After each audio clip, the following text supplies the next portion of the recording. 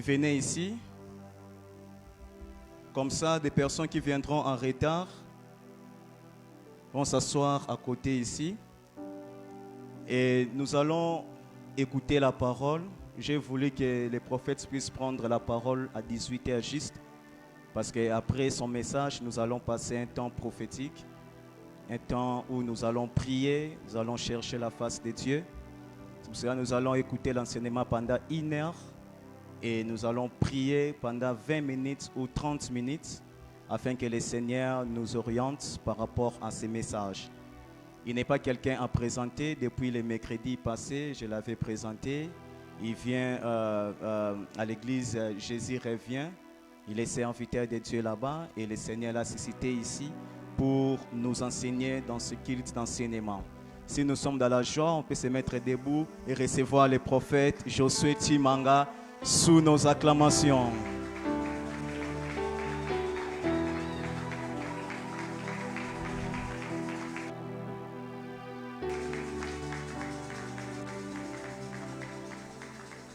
Merci de me recevoir. Est-ce qu'on peut maintenant recevoir la présence du roi, le roi de rois, le roi de gloire, qui est au milieu de nous en acclamant très fort, en célébrant, en poussant des cris de joie ce soir pour l'honneur du roi du ciel et de la terre.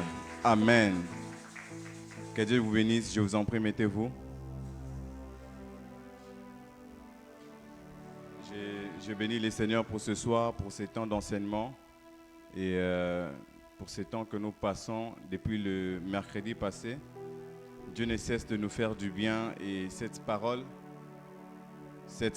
est vraiment en train de nous édifier. Est-ce que quelqu'un a été édifié le mercredi passé? Vraiment, ce sont des choses que j'ai appris, que Dieu m'a enseigné depuis un moment. Voilà pourquoi je suis venu. Dieu m'a mis à cœur de les partager aussi avec nous. Et je crois, je sais qu'après ces choses, il y a quelque chose qui va changer dans ta vie. Après ces enseignements, il y a une dimension à laquelle Dieu va t'amener. Dieu va t'amener dans une autre dimension, dans un autre niveau, dans une autre sphère. Amen. Alors, je bénis les Seigneurs pour ce soir. Je bénis les Seigneurs pour la vie du docteur Daniel Linvaux, un merveilleux enseignant de la parole de Dieu.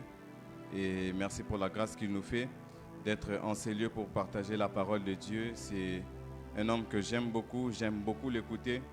Et je ne peux jamais oublier la première fois que je l'ai écouté, c'était chez un de nos frères, l'homme de Dieu Max. Et il était là, c'était une nuit de prière où il avait enseigné, mais quelle profondeur. Et je bénis les Seigneurs pour la grâce de Dieu qui est sur sa vie, ainsi que pour la grâce de Dieu qui est sur la vie du pasteur Shekina. Des fois, je suis les lives, j'écoute les enseignements. C'est tellement profond. On sent vraiment qu'ici, il y a l'onction du docteur qui est en train de couler. Amen. Alors, merci aussi parce que tu es là, parce que si tu n'étais pas là, je n'allais pas enseigner aux chaises vides. Et voilà, j'ai vu, il y a une sœur, quand on priait avec elle, elle s'est mariée, elle est maintenant de ses côtés. Est-ce qu'on peut acclamer le Seigneur pour maman Stéphanie? C'est une sœur à moi, je l'ai vue et je l'ai seulement vue quand je suis arrivé ici du haut de la chair. J'ai oublié même que le mercredi passé, quand j'ai fini, il y a sa petite sœur qui priait aussi avec nous, qui est venue me voir, qui m'a dit qu'elle habitait du côté. Donc, j'ai vraiment complètement oublié. Welcome, sister, c'est la famille. Donc, tu es dans une très bonne église. Sinon, si ce n'était pas le cas, moi-même, j'allais te prendre dans les sorties. En tout cas, tu es dans une très bonne maison. Alléluia. Alors, la fois passée, on a partagé la parole de Dieu, l'enseignement. Je ne sais pas si on peut faire passer l'image à l'écran. On a partagé la fois passée sur s'élever pour influencer. La fois passée, on a commencé à introduire. Et ce soir, on va avancer. Et puis, je pense qu'on va clôturer pour avoir aussi un temps de la prière. S'élever pour influencer.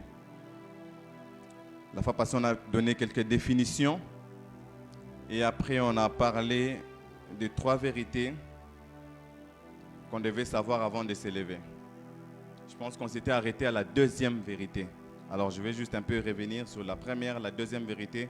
Et je vais donner la 3e vérité. Et on va avancer. Alors, la fois passée, on a commencé par les 3 vérités à retenir, les 3 choses à savoir pour s'élever et influencer. La première des choses, c'est qu'on ne peut pas s'élever si on ne connaît pas la valeur de ce que Dieu a mis en nous. Il est impossible de voir quelqu'un s'élever pour aller influencer si cette personne ne connaît pas d'abord la chose que Dieu a mis en lui, si cette personne ne connaît pas la valeur de cette chose que Dieu a mis en lui. Il est impossible de t'élever aujourd'hui dans ce monde pour influencer, de t'élever dans ton appel, si tu ne connais pas quels sont les potentiels que Dieu a mis en toi.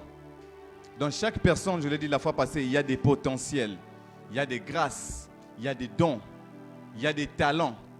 Alors tu ne peux pas influencer si tu ne connais pas d'abord ce que tu as comme outil. Tu ne peux pas influencer si tu ne connais pas ce que Dieu a déposé en toi.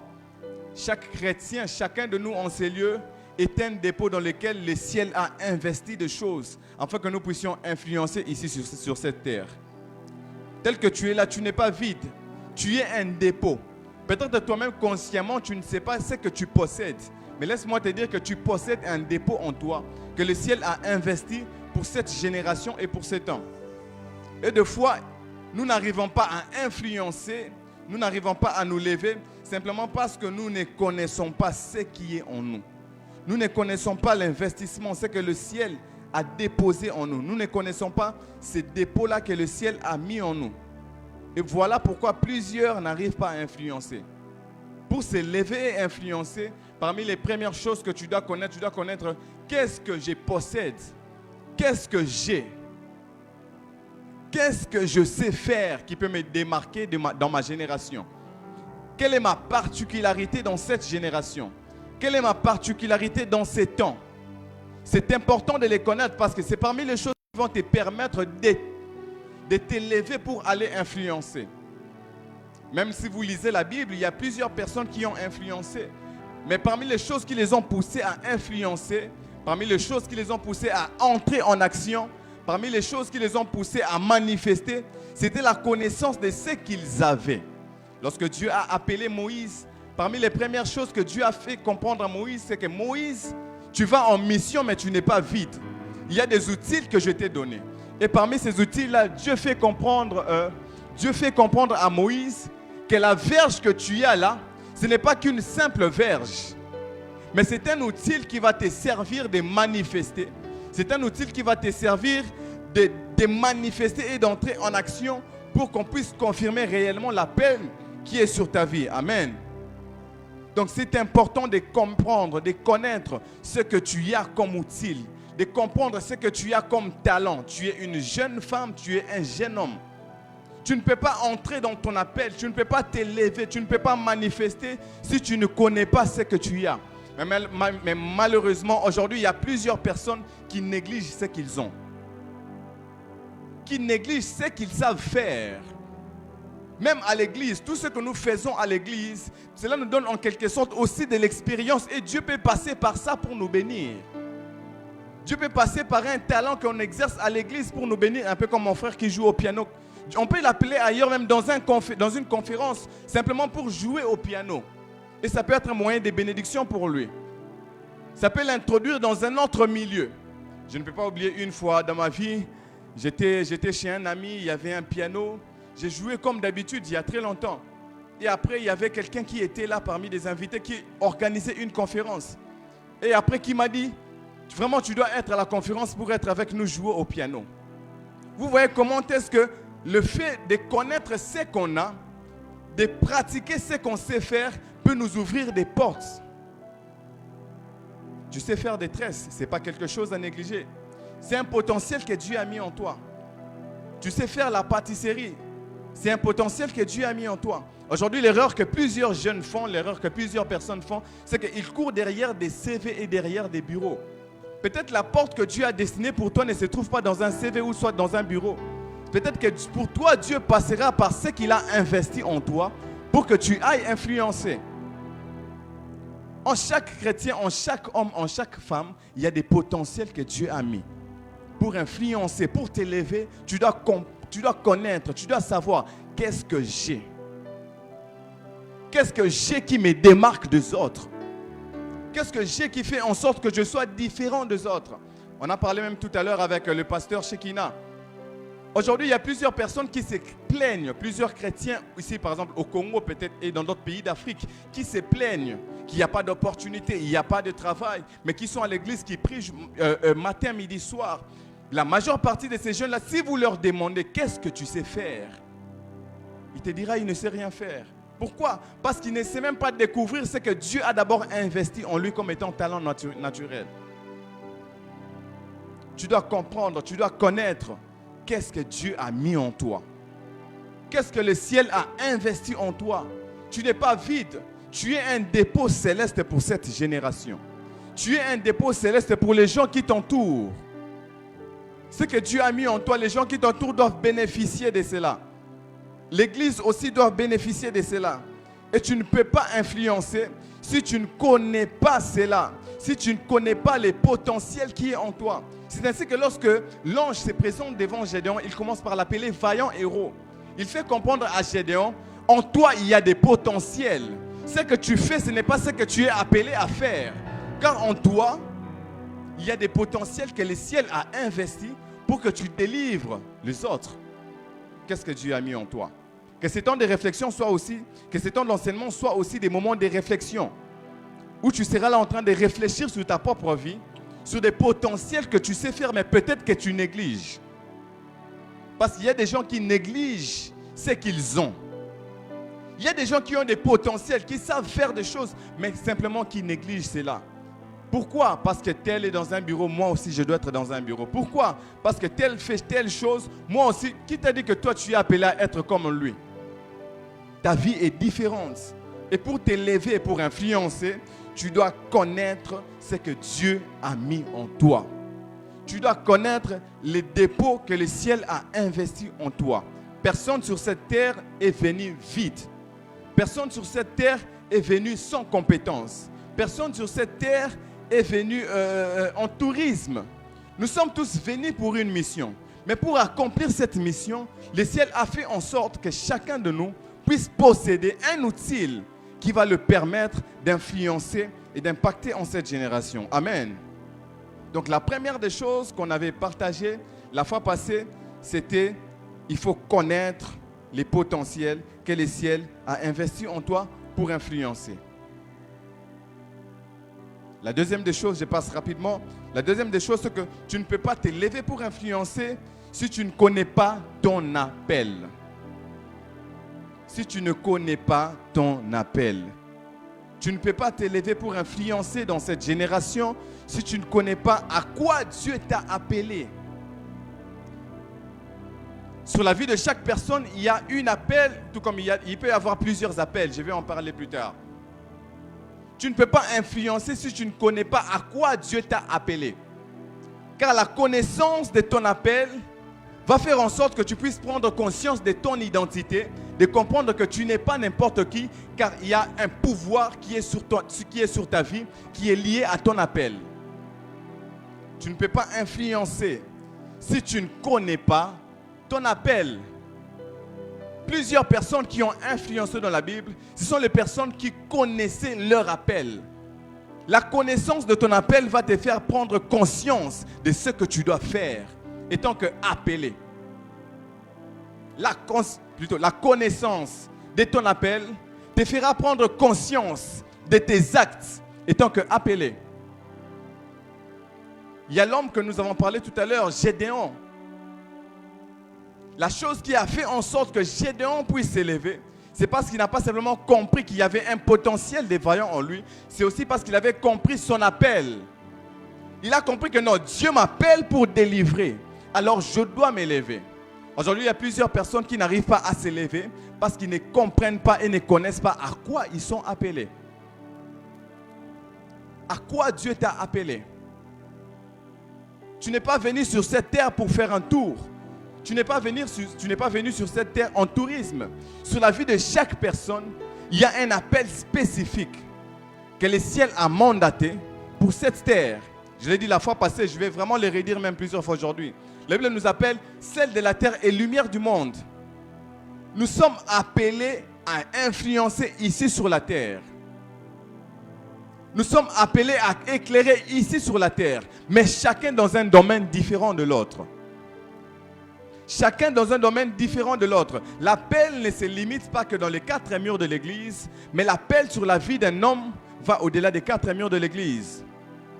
Dieu peut t'appeler à régner dans ce monde. Dieu peut t'appeler dans un domaine politique. Dieu peut t'appeler à être avocat, à être médecin. Cela peut être un appel de Dieu sur ta vie. Et si tu ne connais pas cela, tu ne pourras pas te lever et influencer. Tu ne pourras pas te lever et manifester et être pleinement en action. Si vous regardez l'histoire des enfants d'Israël, lorsque Élie a compris que les choses n'allaient pas comme il faut, Élie a compris que non, l'appel de Dieu qui est sur ma vie me pousse à ce que j'entre en action. Et vous allez voir que Élie s'est levé et Élie a commencé à parler avec audace et autorité. C'est parce que Élie était conscient que je suis un prophète. Je ne suis pas n'importe qui. La connaissance de ton appel va faire en sorte que tu te lèves et que tu entres en action afin de manifester Dieu dans cette génération. Et nous avons vu plusieurs exemples bibliques des gens que Dieu a appelés. Et l'appel de Dieu sur leur vie ne se limitait pas qu'à la spiritualité, mais leur appel touchait aussi les domaines séculiers, tout comme les domaines professionnels, si on peut le dire aujourd'hui. On a vu Joseph. Il y avait un tableau que j'avais envoyé juste après ça. Oui, voilà, encore en bas. Voilà, on a vu Joseph, un homme dans la Bible que nous connaissons, que nous aimons en parler. Nous aimons beaucoup parler de Joseph. Joseph était un homme spirituel, c'est un homme qui a marché avec Dieu. On est conscient de ces choses. Nous sommes conscients que Joseph, c'était quelqu'un qui avait la promesse de Dieu. Mais lorsque nous regardons l'histoire de Joseph, nous comprenons que Joseph était un homme qui avait aussi l'appel de Dieu sur sa vie. Et l'appel de Dieu sur la vie de Joseph, c'était lié à la gouvernance et à l'économie. Et cet appel avait pour mission principale de sauver des nations. De sauver les nations de la famine. C'est-à-dire, Dieu a pris Joseph de le bas âge alors qu'il était encore chez son père. Il y avait un appel de Dieu sur la vie de Joseph. Ce que Joseph avait vu, c'était seulement l'élévation. C'était seulement qu'il sera grand. Mais en quelque sorte, Joseph ne savait pas exactement qui il sera. Mais à la suite du temps, lorsqu'il a compris ce qu'il avait, lorsqu'il a compris les compétences qu'il avait, il a commencé à travailler sur là. Ces compétences ont fait en sorte que Joseph se retrouve dans une position de son appel. Quelquefois, des fois dans la vie, la chose qui nous fait quitter où nous sommes aujourd'hui et là où nous serons demain, Dieu va passer par ce que tu sais faire. Dieu va passer par tes compétences. Et c'est ce qu'il a fait avec Joseph.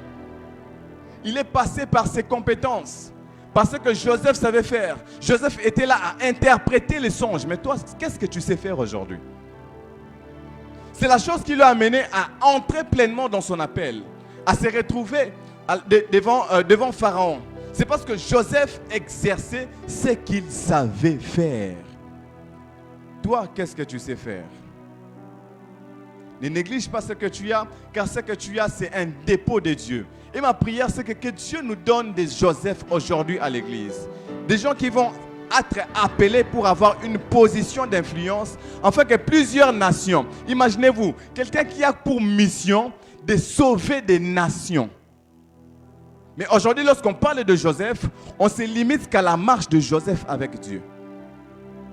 Tu peux marcher avec Dieu et finir au sommet. Tu peux marcher avec Dieu et finir au sommet. Tout dépend si tu vas respecter les principes ou pas. Parce que le principe n'est qu'un seul.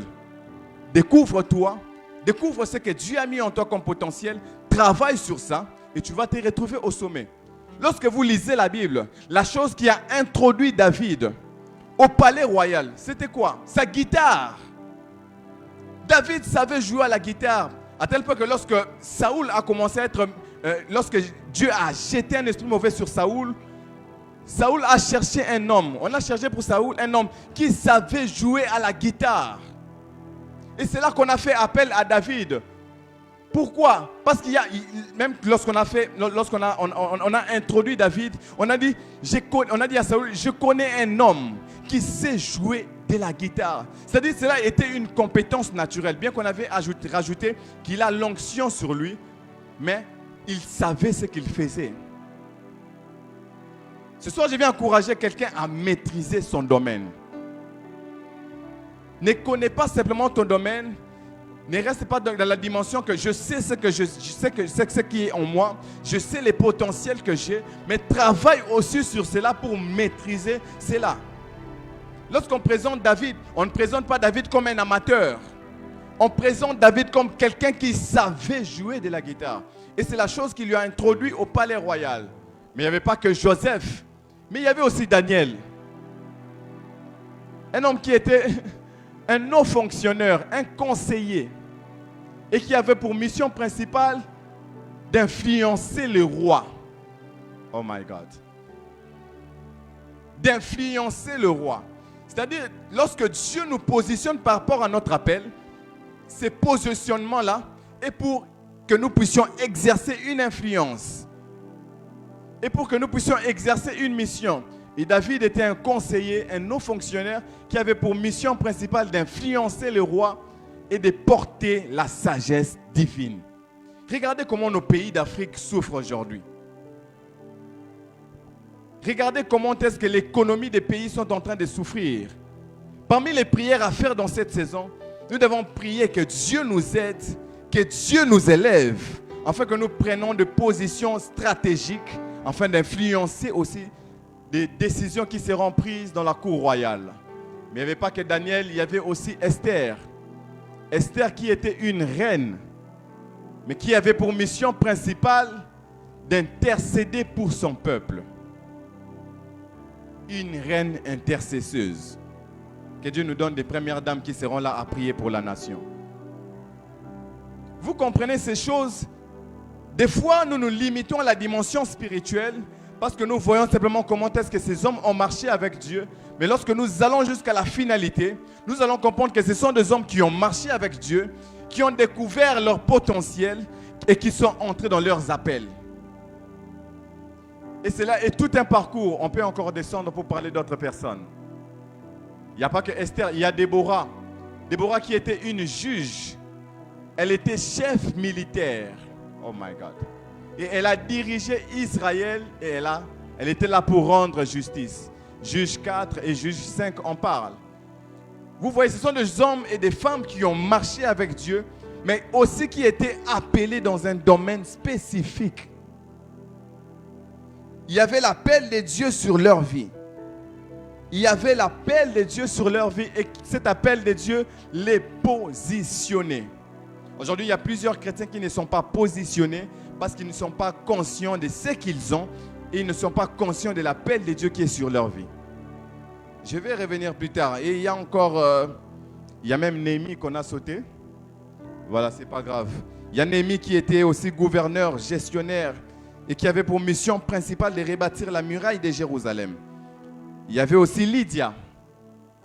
Lydia qui était une femme d'affaires et qui avait pour mission principale de soutenir Paul et l'église naissante. Vous voyez, il y a des gens que Dieu peut appeler aux affaires afin que ces personnes-là puissent soutenir l'église. Ici, beaucoup de gens ne vont pas dire Amen. Dieu peut t'appeler à être un homme influent, à être un homme qui va avoir une position, afin que cette église ne manque de rien. Parce qu'à chaque appel est rattachée une mission. À chaque appel, il y a toujours un objectif que Dieu poursuit. Lorsqu'il nous élève, lorsqu'il nous appelle dans un domaine spécifique. Il y avait aussi Corneille qui était un centenier dans l'armée romaine, mais qui avait pour mission principale d'accueillir l'évangile pour les non-juifs. Vous voyez comment est-ce que cela va de dimension en dimension. C'est-à-dire, c'est un centenier dans l'armée romaine, mais qui avait pour mission principale d'accueillir l'évangile pour les non-juifs. Tout ça pour nous faire comprendre que dans chaque sphère, dans chaque domaine, ce n'est pas facile pour que l'évangile entre. Ce n'est pas n'importe qui va entrer chez les non-juifs pour aller faire entrer l'évangile. Ce n'est pas n'importe qui va se tenir debout devant les députés pour leur prêcher l'évangile. Il doit y avoir un point d'entrée. Que Dieu élève des chrétiens députés, sénateurs, entrepreneurs, PDG qui seront des portes d'entrée pour l'évangile dans certaines sphères. Vous voyez, Corneille, chef de l'armée, centenier, mais qui avait pour mission d'accueillir l'évangile. Mais il n'y a pas que lui, il y avait aussi Bétzalel, un artisan, un homme qui était fort dans la construction, que Dieu a appelé pour réaliser la construction du tabernacle. Et ce sont les choses que nous avons partagées la fois passée. J'essaie juste de revenir dessus avant que nous puissions avancer, aller au troisième point. Et j'ai conclu en disant, l'église n'est pas un rassemblement de gens qui n'ont rien à faire. On ne vient pas à l'église parce qu'on n'a rien à faire, parce qu'on n'a pas de travail, parce qu'on n'a pas d'argent. Mais on vient à l'église pour recevoir un feu, afin que lorsque nous allons sortir d'ici, chacun dans son domaine aille influencer. Chacun dans son domaine aille impacter. Et ce soir, j'avance avec le troisième point. Le troisième point est qu'on ne peut pas s'élever. Le premier point, j'ai dit, on ne peut pas s'élever si on ne connaît pas les potentiels que Dieu a mis en toi. Deuxième point, tu ne peux pas t'élever si tu ne connais pas ton appel. Mais troisième point, tu ne peux pas t'élever si tu ne connais pas les principes de la vie ainsi que les principes du royaume des cieux.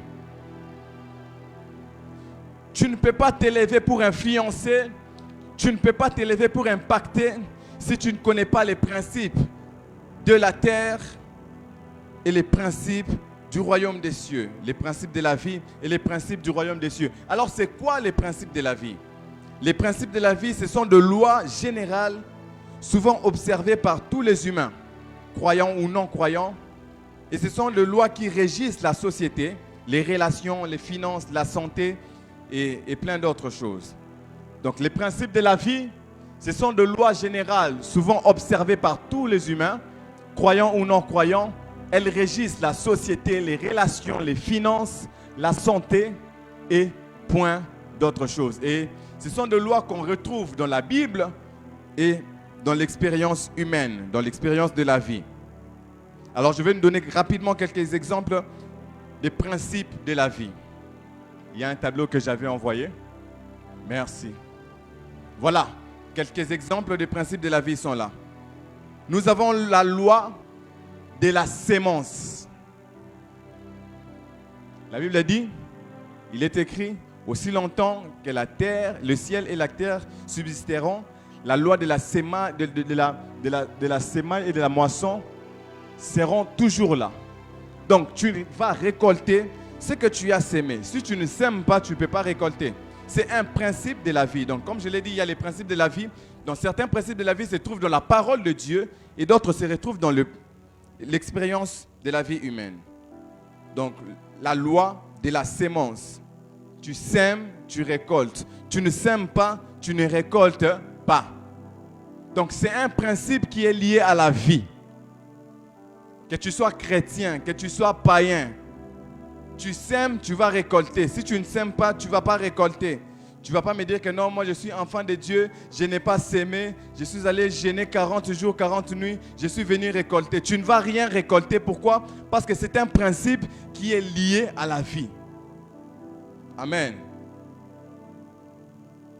Il y a aussi ce qu'on appelle la discipline. Et par la discipline, nous voyons le travail et la constance sont là pour produire les succès. Que tu sois chrétien, que tu sois païen, dans ce que tu fais, si tu te disciplines, tu vivras les succès. Tu ne peux pas être chrétien dans une vie indisciplinée et t'attendre à vivre les succès. Tu ne peux pas être chrétien, enfant de Dieu, en gaspillant l'argent n'importe comment, on n'est pas te discipliner financièrement et t'attendre à vivre les succès dans les finances. Impossible. Impossible. Mais à part la discipline, il y a aussi le respect de l'autorité. L'ordre attire la faveur et la stabilité. Si tu ne respectes pas l'autorité, Que tu sois chrétien ou païen, laisse-moi te dire, on va te virer dans ton travail. Si tu ne respectes pas ton autorité, tu vas perdre ton poste au travail pour rien. Ce sont des principes de la vie. Ce n'est pas lié au royaume des cieux. Même si tu as des promesses de Dieu sur ta vie, si tu ne respectes pas ton chef, on va te chasser du travail. Même si tu pries, même si tu jeûnes. Pourquoi? Parce que ce sont les principes de la vie. Il y a aussi l'honnêteté. La vérité bâtit la confiance et ouvre les portes. Si tu es païen et que tu es honnête, il y a des portes qui vont s'ouvrir à toi. Et un chrétien malhonnête va rater des portes. L'honnêteté, c'est un principe de la vie. La vérité bâtit la confiance et ouvre les portes. Un chrétien qui ne vit pas dans la vérité dans son travail, il ne va pas voir les portes s'ouvrir devant lui. Mais un païen, même s'il ne vient pas à l'église, s'il est honnête dans ce qu'il fait dans son travail, les portes vont s'ouvrir devant lui. À part l'honnêteté, il y a la sagesse relationnelle. Fréquenter les sages te rendra sage. Proverbe 13, le verset 20 en parle. Il y a des versets qui sont là à côté. La sagesse relationnelle. Tu peux être chrétien, tu pries beaucoup en langue. Tu gênes, même plus que nous tous ici. Même quand tu pries, tu vibres. Mon frère, si tu n'as pas la sagesse dans tes relations, tu vas perdre des relations. Parce que ce sont des principes qui sont liés à la vie. Toutes les relations qui partent, ce ne sont pas des démons. Ce ne sont pas des gens qui étaient des envoyés du diable. Dieu peut t'envoyer des relations. Dieu peut t'envoyer des gens. Mais si tu n'as pas la sagesse relationnelle, tu vas perdre des relations inutilement. Et tu seras là à dire, Dieu, tu m'as oublié. Dieu, Dieu, Dieu. Et pourtant, ce sont des principes qui sont liés à la vie. Il y a des païens qui savent mieux garder des relations que des chrétiens. Il y a des païens qui savent mieux gérer les relations que les chrétiens. Parce que quand on est dans certaines relations, il ne s'agit pas que de garder la relation, il s'agit aussi de gérer la relation. Parce que toutes les relations ne sont pas parfaites. Ça peut arriver qu'entre toi et ton ami qu'il y ait des désaccords. Entre toi et ton chef qu'il y ait des désaccords. Mais il faut savoir gérer ces désaccords-là. Et c'est ce qu'on appelle la sagesse relationnelle. Mais si tu n'en as pas, si tu n'as pas cette sagesse relationnelle, que tu sois chrétien, païen, tant pis pour toi. Donc ce sont des principes, des choses que nous devons comprendre. Parce que toutes les portes, Dieu ne va pas les ouvrir par la prière. J'insiste, toutes les portes devant toi, Dieu ne va pas les ouvrir par la prière.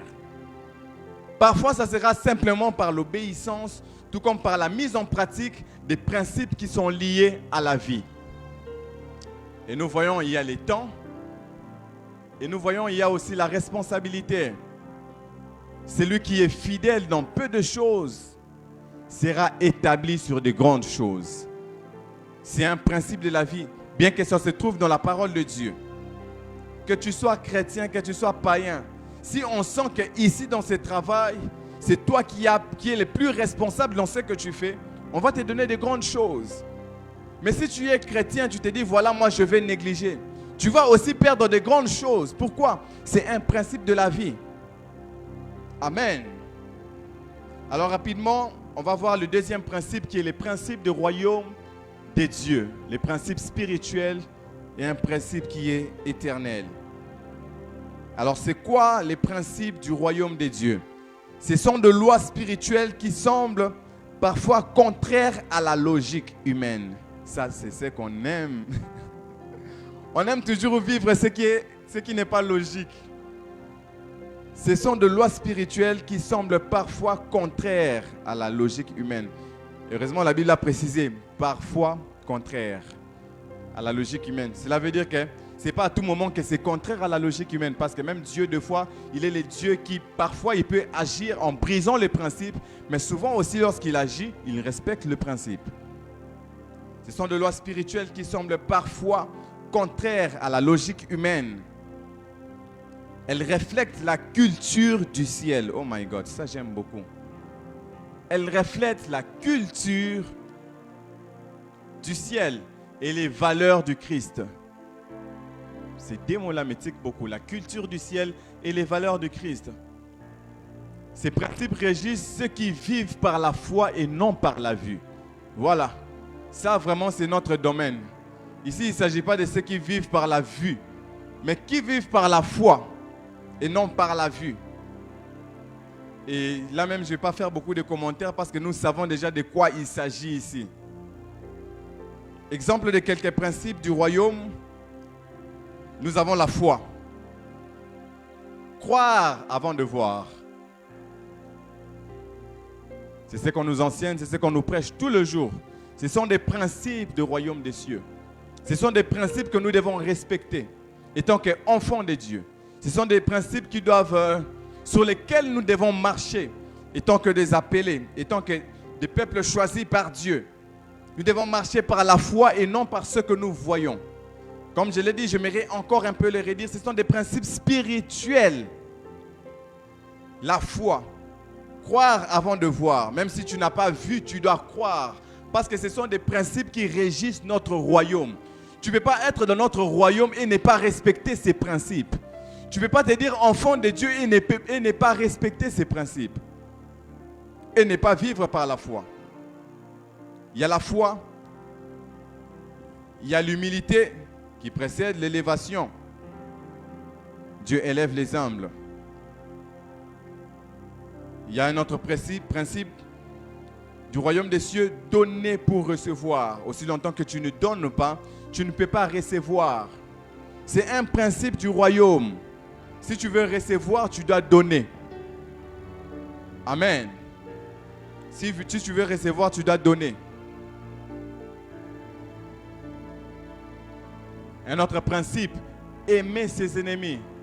Les pardons libèrent et ouvrent les cieux.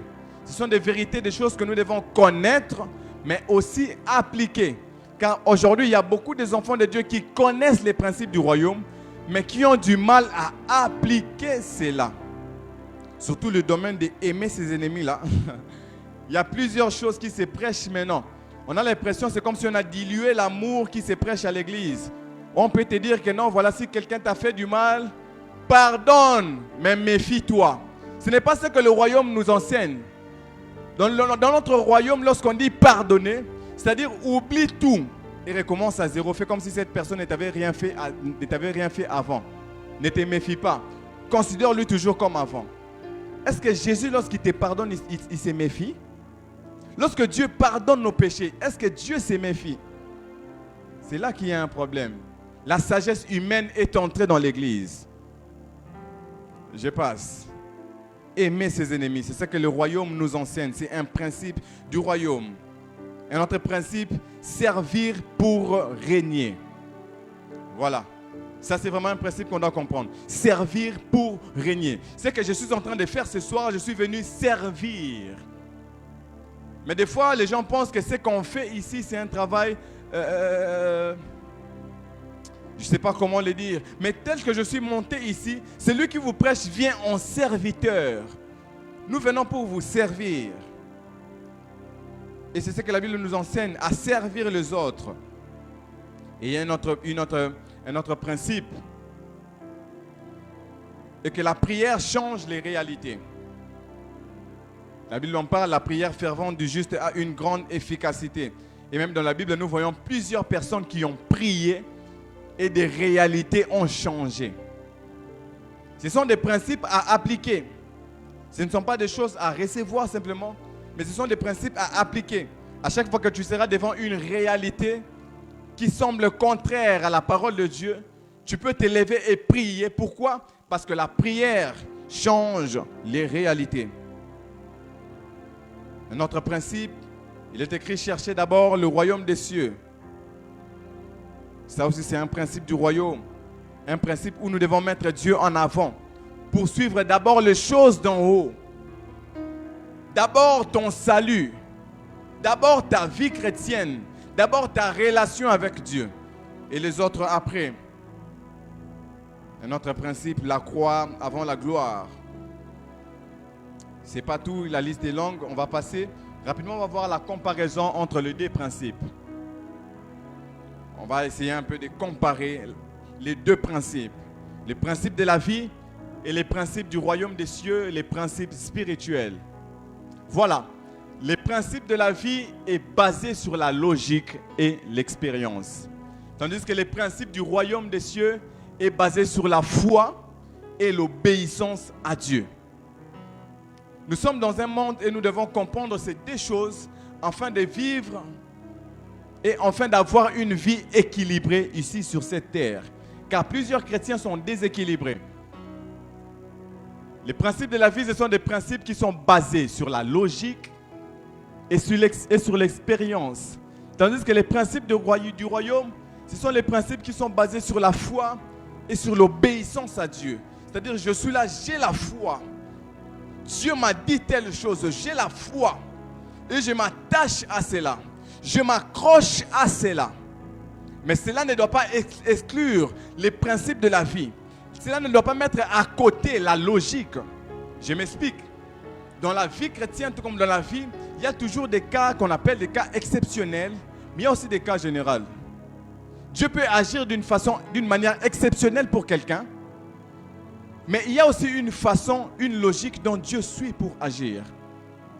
Exemple, aujourd'hui, Dieu vient, Dieu te dit, voilà mon frère, je t'appelle. Tu seras un grand juriste dans ces pays. Et toi, tu te lèves, tu dis Amen. Tu as la foi à cette parole. Tu crois de tout ton cœur. Tu sais que ce que Dieu dit, Dieu va l'accomplir.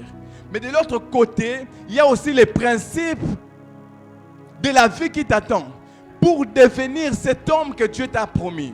Même si tu as la foi, mais si tu ne fais pas des études pour devenir juriste, tu vas rater. Tu vas passer à côté. C'est-à-dire qu'il y a la foi qui entre en action, mais la foi ne doit pas briser les principes de la vie. Oui. La foi que tu as envers Dieu ne doit pas briser les principes de la vie. Pourquoi? Parce que deux fois, Dieu, pour nous accéder, pour nous introduire à certains miracles, Dieu passe par les principes de la vie en respectant les domaines de tout un chacun. En respectant les domaines de tout un chacun. La foi est là, mais si tu ne fais pas les études pour devenir juriste, même si c'est Dieu qui avait promis, même si tu crois, tu fais 50 jours de jeûne et de prière, mais si tu n'étudies pas, si tu ne fais pas des études par rapport à ce que Dieu t'avait dit, je ne sais pas. Bon, Dieu peut tout faire, je ne limite pas Dieu. Vous comprenez que ici, la foi, c'est bien, mais nous sommes aussi sur la terre et il y a des principes établis sur la terre. Dans la Bible, il y a une histoire où Jésus se retrouve dans une situation avec Pierre, où il fallait que Jésus puisse donner des pièces. Mais Jésus se retrouve qu'il n'a pas d'argent. Et Jésus s'est dit, ici, je ne peux pas scandaliser des gens. Jésus a dit à Pierre, pour ne pas scandaliser ces gens qui sont venus, Pierre, va à la mer. Va pêcher et le premier poisson que tu verras, tu vas ouvrir sa bouche, tu vas trouver une pièce d'argent et tu vas venir avec, on va donner. Par là, qu'est-ce qu'on comprend dans cette histoire? Nous comprenons que Pierre a la foi par rapport à ce que Dieu a dit. Mais aussi, Pierre a la compétence qu'il faut. Pierre a les compétences qu'il faut. Pierre a l'expérience qu'il faut pour aller pêcher et sortir le poisson dans l'eau, afin de prendre la pièce qui se trouve dans la bouche, dans le ventre du poisson. Il y a des choses que Dieu ne fera pas pour toi. Il y a des choses que Dieu dira. Mais dans l'exécution, cela va demander aussi ton expérience dans le domaine. Si Pierre ne savait pas pêcher, un miracle allait passer à côté. Parce qu'à vrai dire, c'était un miracle de trouver une pièce dans le ventre d'un poisson. Mais si Pierre n'avait pas les compétences qu'il fallait, si Pierre ne savait pas pêcher, qu'est-ce que Jésus allait faire? Nous sommes dans une saison où le miracle est disponible, où le ciel nous est favorable, mais nous avons de jeunes gens qui ne sont pas compétents. Nous avons de jeunes gens dans nos églises qui ne respectent pas les principes de la vie, qui ne sont pas disciplinés. qui ne sont pas honnêtes, qui n'ont pas l'amour dans leur cœur et qui bloquent les miracles certainement dans nos églises et dans leur propre vie. Ici nous voyons Pierre. La chose par laquelle Dieu est passé pour qu'un miracle se passe, c'est la capacité que Pierre avait de prendre un poisson dans l'eau. Il y a des choses que le ciel ne fera pas pour toi. Il y a des choses que le ciel ne fera pas à ta place. Tu dois t'élever, tu dois connaître, comprendre qu'est-ce que tu sais faire, qui tu es, afin que le ciel t'accompagne. Même l'histoire de la pêche miraculeuse. On dit Pierre a essayé toute la nuit, il n'a rien eu. Mais Jésus a dit, vas-y en profondeur. Pierre avait la foi. Il a dit, sur ta parole, je veux jeter. Il avait la compétence et la capacité aussi de jeter. Amen. J'aimerais vraiment que nous puissions comprendre ces choses afin d'avoir une vie équilibrée et d'entrer clairement dans nos appels afin d'influencer dans ces temps et d'influencer dans cette génération. Les principes de la vie, ce sont des principes qui sont basés sur la logique et sur l'expérience. Aujourd'hui, qu'est-ce que tu sais faire? Quelle expérience tu as? Depuis ta naissance jusqu'à aujourd'hui, quelle expérience tu as? Vous savez, j'ai remarqué, c'est quelque chose que j'ai même remarqué l'année passée. J'ai remarqué qu'à l'église, c'est à l'église qu'on a les plus bons organisateurs des événements. En termes d'événementiel, ce qu'ils font à l'extérieur, c'est du n'importe quoi. Ils doivent prendre les gens qui sont dans des églises. Vous savez pourquoi? Parce qu'à l'église, nous rencontrons plusieurs difficultés, surtout lorsque nous avons des activités. Il y a des attaques démoniaques qui sont là. Vous allez commencer, les groupes coupent. Là-bas, les baffles s'abîment. Mais malgré tout ça, nous réussissons quand même à bien organiser nos activités. À combien plus forte raison si on prenait une telle personne et qu'on le mettait, voilà, le président va venir dans telle ville, vas-y organiser. Nous avons des compétences que même nous-mêmes nous ignorons. Qu'est-ce qui te manque pour que tu mettes dans ton CV, voilà, je suis aussi organisateur d'événements. Tu penses que ce que tu fais ici à l'église, c'est rien? C'est quelque chose qui peut entrer dans ton CV. Même David, lorsqu'il s'est présenté devant Saoul, il a dit, là-bas dans la forêt, j'avais une compétence, j'avais une expérience. Quand l'ours et le loup venaient, je les déchirais. Certaines portes vont s'ouvrir devant nous en faveur à cause des expériences du passé. À cause de ce que tu as déjà fait. Voilà pourquoi tu dois comprendre, connaître ce qui est en toi. Comprendre, connaître les compétences que Dieu a mis en toi. C'est par ça que Dieu passera pour te bénir. C'est par ça que Dieu passera pour ouvrir des portes. Tu peux avoir la foi. Mais de l'autre côté, si tu n'es pas compétent, laisse-moi te dire, ça va passer à côté. Tu peux être dans un travail, tu as la foi. Dieu te dit, voilà, tu vas monter des niveaux. Mais là-bas, pour monter, on te regarde, tu n'as pas vraiment des compétences qu'il faut. Tu vas passer à côté. Même David, pour vaincre Goliath, David devait prouver qu'il a des compétences qu'il faut. En quelque sorte, David était en train de présenter son CV. Pour dire à Saoul, je ne suis pas n'importe qui. Je ne commence pas aujourd'hui. Là-bas, lorsque l'ours et le lion venaient, je les déchirais. Le CV n'est pas seulement les diplômes, c'est ce que tu sais faire. C'est ce que tu sais faire. Il m'est arrivé de participer plusieurs fois à des offres d'emploi où on doit faire des entretiens, des interviews avec des gens qui viennent pour demander le travail. Et c'est là que vous allez remarquer qu'il y a beaucoup de gens qui ne se connaissent pas. Parce qu'à vrai dire, lorsqu'on t'appelle dans un entretien d'embauche, on n'a même pas besoin que tu parles beaucoup de tes diplômes et tout. On veut juste être sûr, premièrement, si tu as confiance en toi. Et deuxièmement, si tu sais qui tu es par les potentiels que Dieu a mis en toi. C'est-à-dire, dans un entretien d'embauche, n'aie pas peur de dire tout ce que tu sais faire. Même si c'est faire les sons, dis voilà, je sais faire la sonorisation. Des fois même quand je suis à l'église, on organise des événements avec les amis. On a fait ceci. Quand j'étais à l'université, je faisais ceci. C'est moi qui ramassais les cahiers de devoirs. Tout ça compte pour constituer ton CV. Et malheureusement, vous allez voir des gens qui tremblent, qui ne savent même pas bien se présenter. Tu n'es pas n'importe qui. Tu es un dépôt céleste. Ici sur cette terre, pour cette génération. Je vais passer rapidement. Les principes de la vie visent le bien-être et la réussite. Tandis que les principes du royaume visent la gloire de Dieu et le salut éternel. J'aime beaucoup ces points. Vise la gloire de Dieu. Ça sera la gloire de Dieu, mais tu n'auras pas d'argent. Ça sera la gloire de Dieu, mais tu seras frustré. Je ne sais pas si quelqu'un comprend ce que j'ai dit. Les principes du royaume visent la gloire de Dieu. Tel que nous sommes là, c'est pour la gloire de Dieu. Après, ici, tu vas rentrer, chacun à sa réalité. Tu négliges les compétences que Dieu a mises en toi. Tu ne pourras pas réussir ici sur cette terre sans les principes de la vie. Tu ne pourras pas réussir ici sur cette terre si tu ne respectes pas les principes de la vie. Mais ma prière est que tu réussisses, afin que ça soit pour la gloire de Dieu.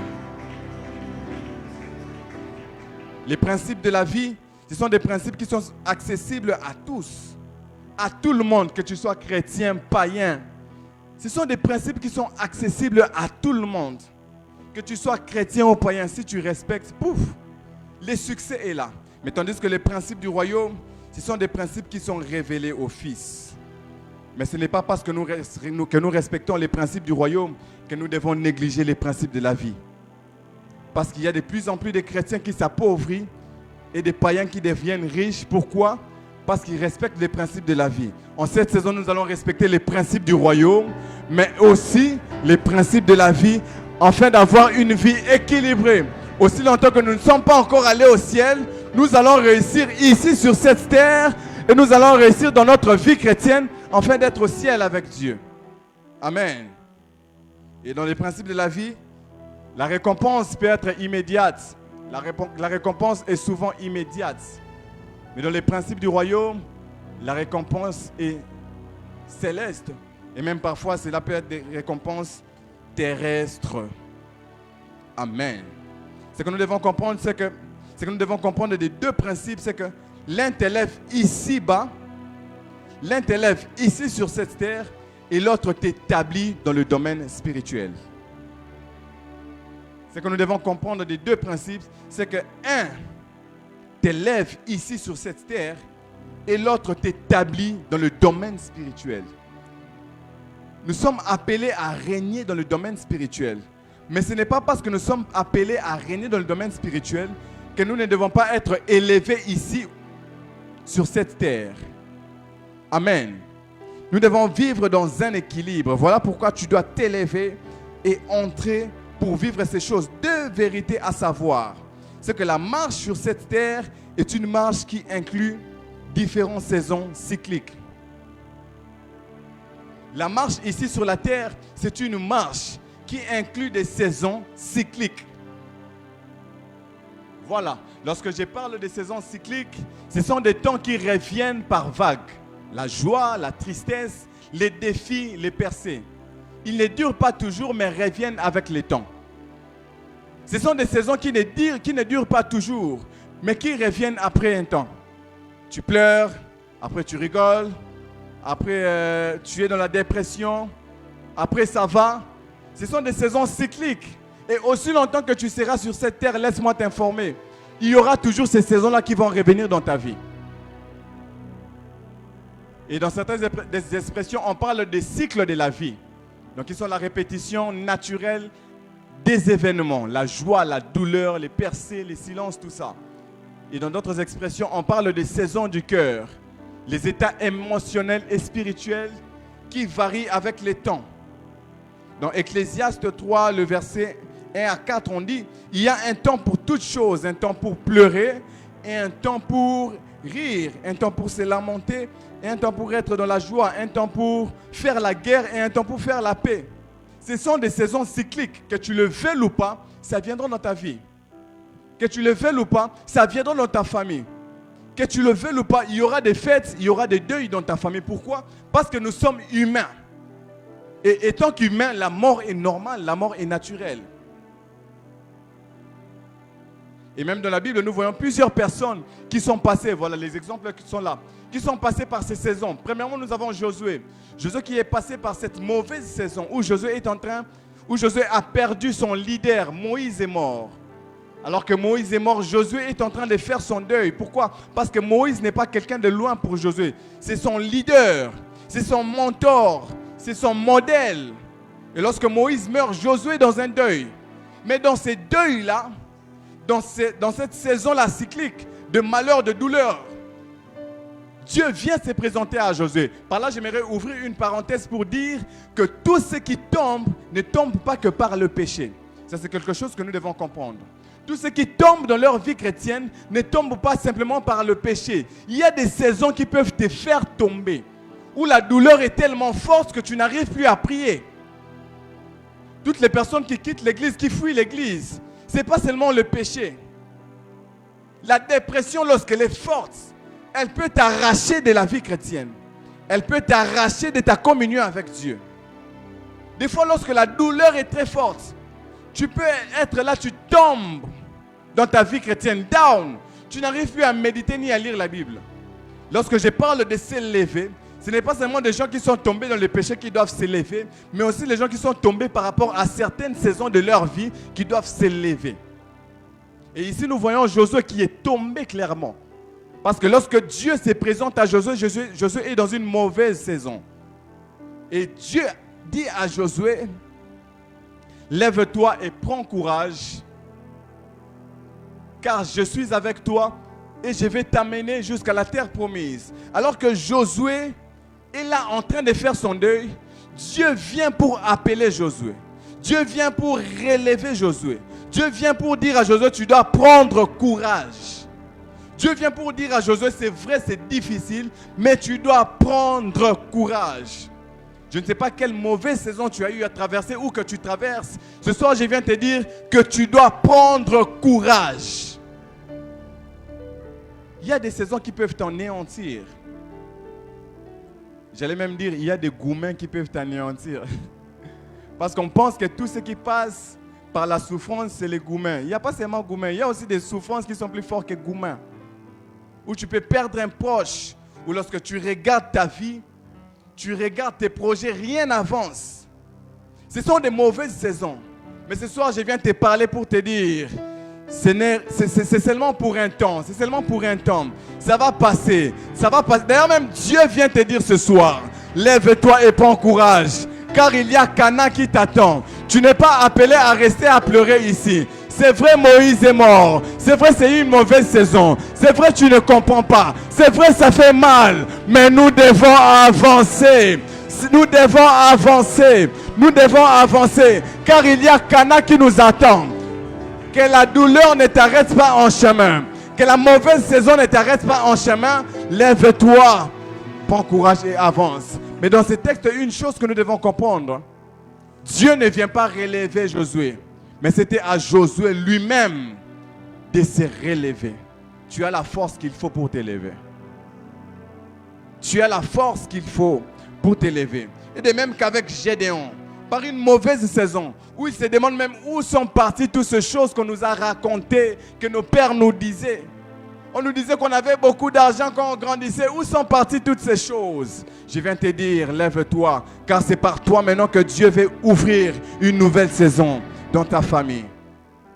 Et une deuxième vérité que nous devons savoir aussi, c'est que la marche, première vérité, c'était la marche sur cette terre qui est conditionnée des saisons cycliques, des saisons qui se répètent. Mais dans la deuxième vérité, là maintenant, c'est la marche qui n'est pas pour tout le monde. Dans la première vérité, c'était la marche qui était pour tout le monde, que tu sois enfant de Dieu ou pas. Aussi longtemps que tu es sur cette terre, il y aura des saisons cycliques. Deuil, fête, joie, pleurs, ça n'exclut personne. Mais dans la deuxième vérité, c'est dans la marche avec Dieu. Pour les enfants du royaume et les fils et les filles du royaume, c'est une marche qui est composée des saisons progressives. Une marche qui est composée des saisons progressives. Avec Dieu, on ne recule jamais. Avec Dieu, on ne stagne jamais. Avec Dieu, on avance. C'est une progression.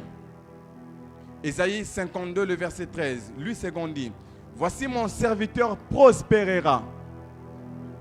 Il montera, il s'élèvera bien haut. La Bible Martin dit ceci, voici mon serviteur prospérera. Il sera fort exalté. et élevé et glorifié. La version Darby dit ceci. Voici mon serviteur agira sagement. Il sera exalté et élevé et placé très haut. Et ici, nous voyons que la marche avec Dieu est progressive. C'est-à-dire, avec Dieu, même lorsque tu sens que tu recules, en réalité, tu ne recules pas, mais tu avances. Avec Dieu, même quand tu sens que tu n'avances pas, laisse-moi te dire, tu avances. Dans la Bible, lorsque nous regardons l'histoire de Joseph, on peut se dire que la vie de Joseph était comme celle-ci. Il est ici dans la maison de son père. Il quitte la maison de son père. Ses frères les jettent dans le puits. Avant de les vendre, il tombe. Et quand il tombe, on les vend en Égypte. Il va chez Potiphar, il essaie un peu de monter, mais il est toujours esclave. C'est-à-dire, étant qu'esclave, même s'il est chef des esclaves, il n'a toujours pas la position qu'il avait chez son père. Après là-bas, pour le moment, pour lui, les problèmes, il tombe encore en prison. Et puis en prison, pouf, directement chez Pharaon. Là, c'est notre conception. Mais dans la marche avec Dieu, les choses n'ont jamais été ainsi. C'est-à-dire, même lorsqu'on l'avait vendu, il était en train de monter. Même lorsqu'il s'est retrouvé chez Potiphar, il était en train de monter. Même en prison, il était en train de monter. Car la marche avec Dieu a toujours été une marche progressive. Même lorsque tu ne comprends pas, en réalité, tu avances, tu ne recules jamais. En réalité, tu avances, tu ne recules jamais. Et c'était le cas de Joseph. Il était en train d'avancer. Il était en train d'avancer. C'est ça la marche avec Dieu. C'est-à-dire, même si les saisons cycliques, c'est présent dans ta vie étant qu'enfant de Dieu, en réalité, tu ne fais qu'avancer, tu ne recules pas. Même si aujourd'hui, c'est la joie. Demain, c'est la tristesse. La tristesse d'aujourd'hui, la tristesse ne te fait pas rentrer en arrière, mais la tristesse te pousse à avancer. Ce que je nous fais comprendre, c'est qu'avec Dieu, les mauvaises et les bonnes choses nous poussent à avancer droit vers notre destinée. Et c'est ça la marche d'un enfant de Dieu. J'aime beaucoup la version d'Arby qui dit « Voici mon serviteur agira. » Waouh. Agira sagement. Il sera exalté et élevé et placé très haut. Ici, nous comprenons quelque chose. Aussi longtemps que le serviteur n'agit pas sagement, il ne sera pas exalté et élevé. Ainsi, il ne sera pas placé très haut. C'est au serviteur d'agir, afin que la prochaine étape arrive. Tu dois agir, tu dois t'élever, tu dois entrer en action par ce que tu sais faire, par les compétences que tu as, afin que Dieu t'élève plus haut. Si tu n'agis pas, tu vas passer à côté. Ma prière qu'après ces moments, que quelqu'un prenne conscience de ses compétences et de ce qu'il sait faire.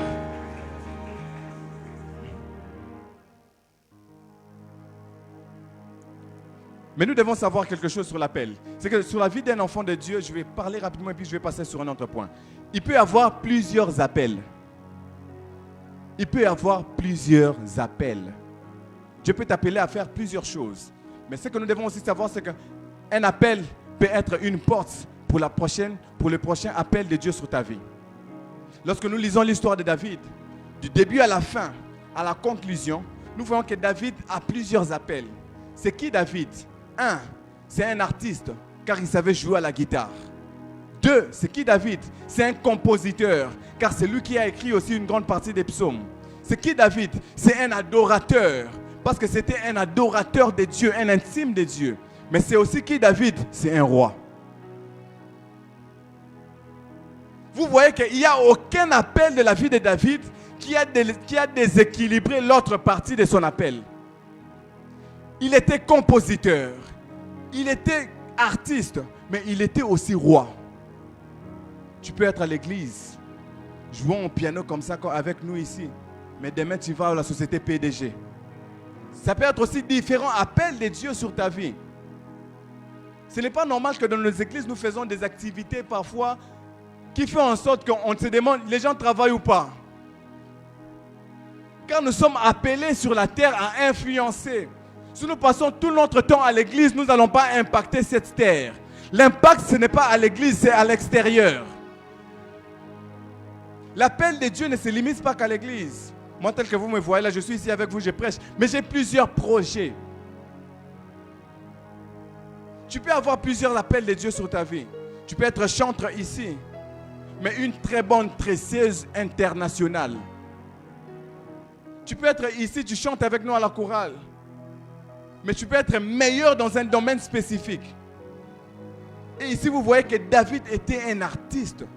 Il savait jouer à la guitare, comme je l'ai dit au début. C'était un adorateur, quelqu'un qui savait toucher le cœur des dieux, mais aussi un roi. La saison est arrivée où nous entrons dans la dimension de la royauté. Je disais, la saison est arrivée. Oh my God, je sens un manteau prophétique ce soir en ces lieux. Je sens que je dois les déclarer comme prophète. La saison est arrivée où nous allons toucher aussi la dimension de la royauté. Nous n'allons pas nous limiter aux miettes. Nous allons entrer et toucher à la royauté. Si tu es d'accord avec moi, donne-moi un bon amen. Une vérité que nous devons comprendre, c'est que tes dons et tes compétences existent pour que tu accomplisses ton appel. Ce n'est pas en vain que tu as des compétences. Ce n'est pas en vain que tu sais faire des tresses. Ce n'est pas en vain que tu sais très bien préparer. Ce n'est pas pour que tu puisses commencer à préparer pour tes parents chez vous à la maison, ou bien que lorsque tu vas te marier, que tu puisses commencer à faire à manger pour ton mari. Non. Ce sont des compétences qui sont là pour accompagner un appel. Dieu t'a donné ses dons en fonction de ton appel. Dieu t'a donné ses talents en fonction de ton appel. Ce que Dieu a mis en toi est lié à ton appel. Ce sont des choses que nous devons comprendre. Ce sont des choses que nous devons connaître. En tout cas, je pense que c'est par ici que je vais finir. Il y a des choses, des vérités que nous devons savoir sur les saisons. 3 choses à savoir sur les saisons. La première vérité, c'est que les saisons n'attendent pas. Si tu prends une saison à la légère, tu vas rater cette saison, mais tu vas aussi rater les choses que cette saison devrait t'apporter. Pourquoi ce message? Ce message a été libéré. Dieu m'a envoyé de vous prêcher ces messages, car il y a une saison que Dieu veut ouvrir dans vos vies. Et vous devez comprendre, prendre conscience de l'importance des saisons dans la vie d'un enfant de Dieu. Car à chaque message précède toujours une saison. Les saisons n'attendent pas. La saison n'attendra pas que tu sois prêt. Les saisons n'attendent pas. Et si tu prends un moment, une saison que Dieu te donne à la légère, tu ne vas pas que rater la saison. Tu vas aussi rater les choses que la saison devrait t'apporter. Car à chaque saison est attachée des bénédictions et des portes. Lorsque vous lisez l'histoire de David, vous allez comprendre que David, lorsqu'il a compris que c'était sa saison, il n'est pas rentré en arrière, mais il a saisi l'opportunité, il a touché la saison et ainsi il a vu et il a touché les bénéfices que devait l'apporter cette saison. Ma prière pour toi, que tu ne rates pas ta saison. Les saisons ne viennent pas seules. Les saisons viennent avec des bénéfices, viennent avec des bénédictions, viennent avec des portes. Chaque saison, lorsqu'elle se présente devant toi, tu dois saisir l'opportunité parce que derrière cette saison, il y a des portes, il y a des bénédictions. Et vous allez voir que lorsque David a saisi sa saison, lorsque Goliath est tombé, il y a eu une porte qui a été ouverte pour David à l'armée. Mais pas simplement une porte, mais David a aussi eu une femme. Je viens te conscientiser à ne pas rater ta saison. À ne pas prendre à la légère la saison que Dieu permet que tu puisses passer. Si c'est une saison de gloire, ne sois pas distrait. Que la vie d'impudicité ne te fasse pas rater cela. Qu'une mauvaise influence ne te fasse pas rater cela. Une deuxième vérité, je passe rapidement à cause du temps parce qu'on doit prier. N'oubliez pas que les saisons peuvent être manquées et les manteaux peuvent être perdus. Les saisons peuvent être manquées. Ce n'est pas à chaque jour qu'on va commencer à te proposer ces copes-là pour $500 si tu fais des fiers. C'est une saison que tu dois bien saisir. Et pour bien saisir une saison, tu dois mettre en pratique les principes de la vie, l'honnêteté, la discipline et tant d'autres. Une saison peut être manquée et les manteaux peuvent être perdus. Mais je déclare sur ta vie que tu ne rateras pas ta saison au nom de Jésus.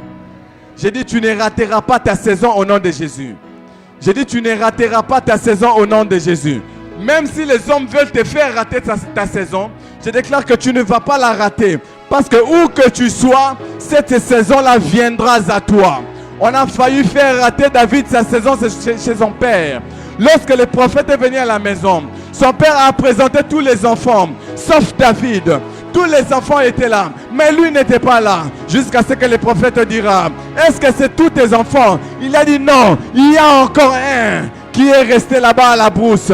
Je viens te dire ce soir que ta saison viendra te chercher. Où que tu sois, on t'ira. Il y a quelqu'un que nous connaissons. Il n'est pas ici, mais il maîtrise mieux le domaine. Il n'est pas avec nous, mais ce travail doit être à lui. Il n'est pas ici en présentiel avec nous, mais on doit l'appeler. Je déclare sur ta vie, même si les hommes veulent te faire rater ta saison, tu ne rateras pas ta saison.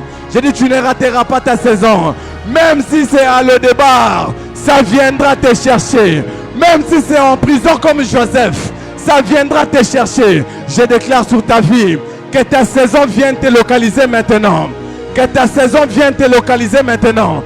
Même en prison, ta saison viendra te chercher. Même comme Jephthé, rejeté, ta saison viendra te chercher.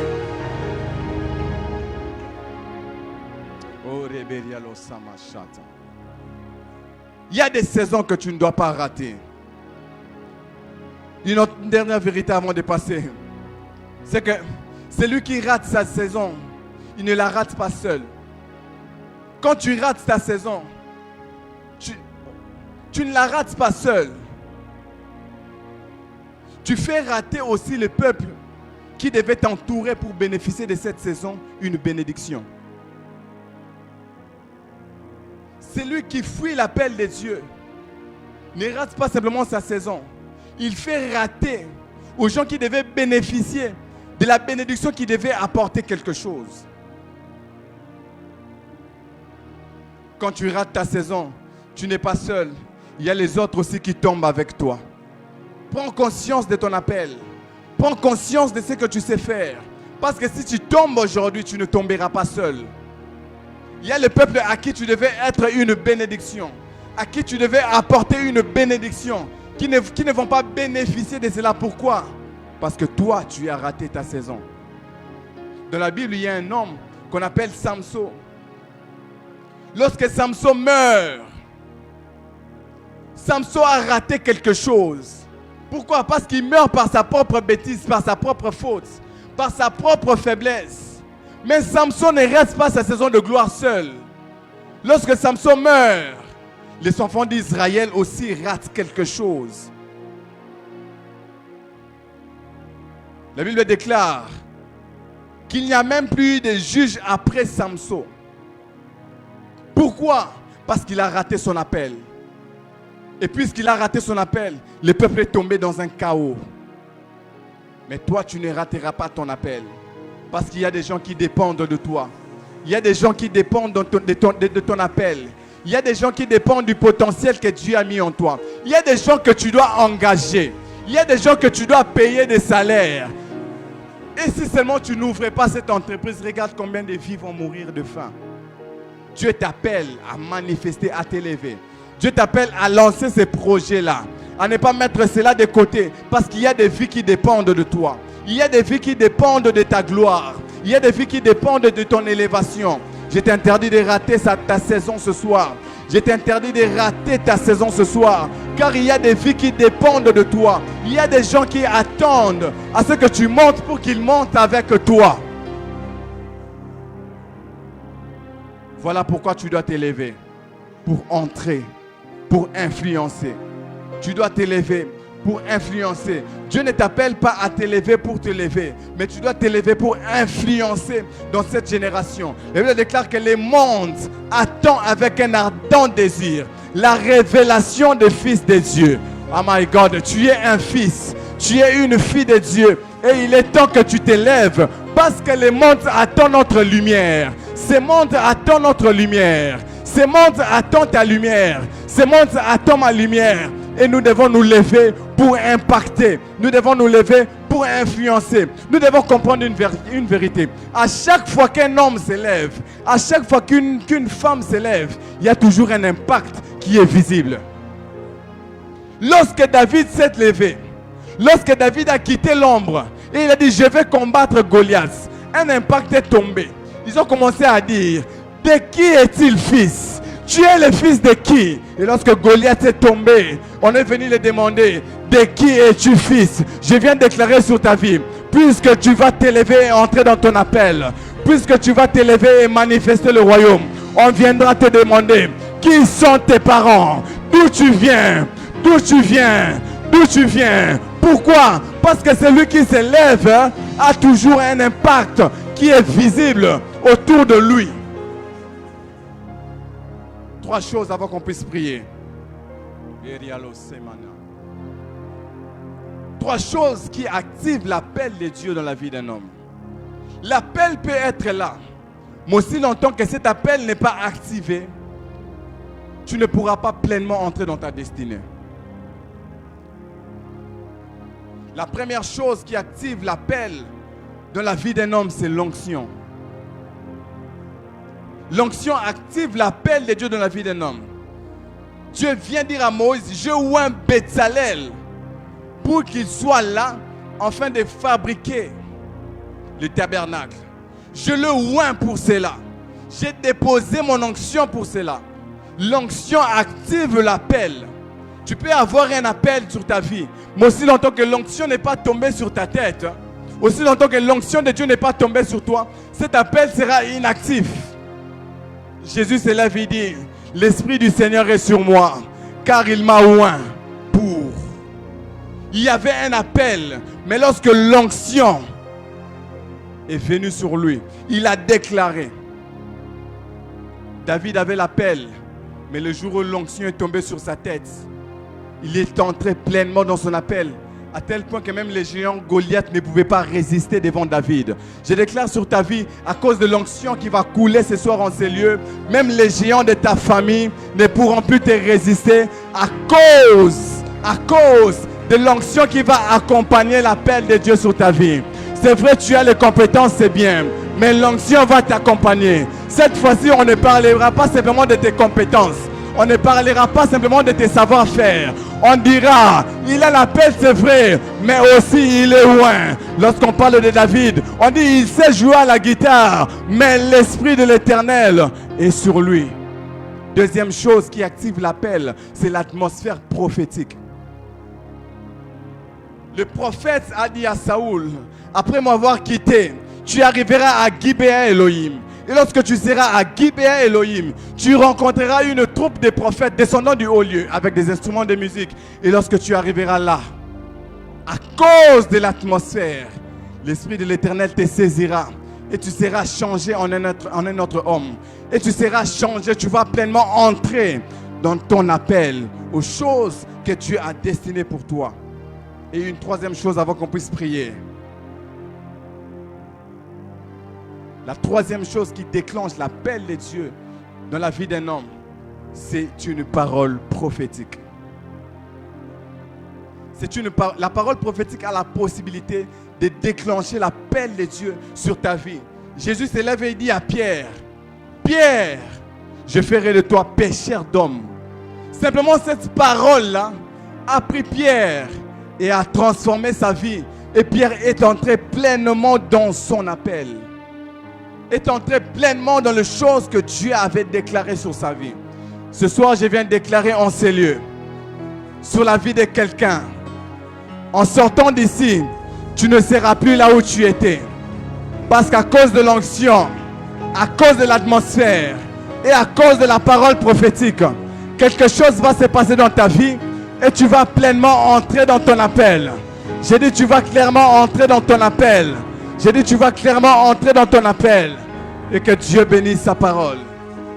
Lèvons-nous, nous allons prendre un temps de la prière.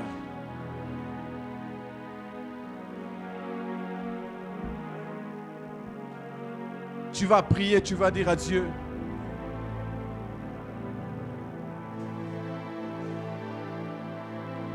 Tu vas dire à Dieu, Seigneur, Oins-moi pour mon appel. Que ton onction vienne sur ma vie pour activer toutes les choses que tu as placées en moi, pour accompagner les grâces et les potentiels que tu as mis en moi. Est-ce que quelqu'un peut élever sa voix et se mettre à prier?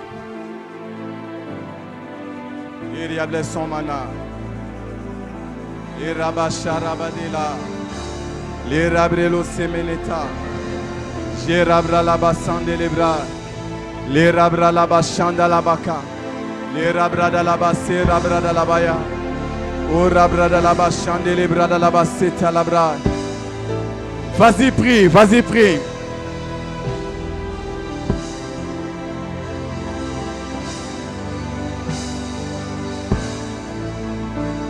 Oh mon Dieu, l'atmosphère prophétique s'installe en ces lieux.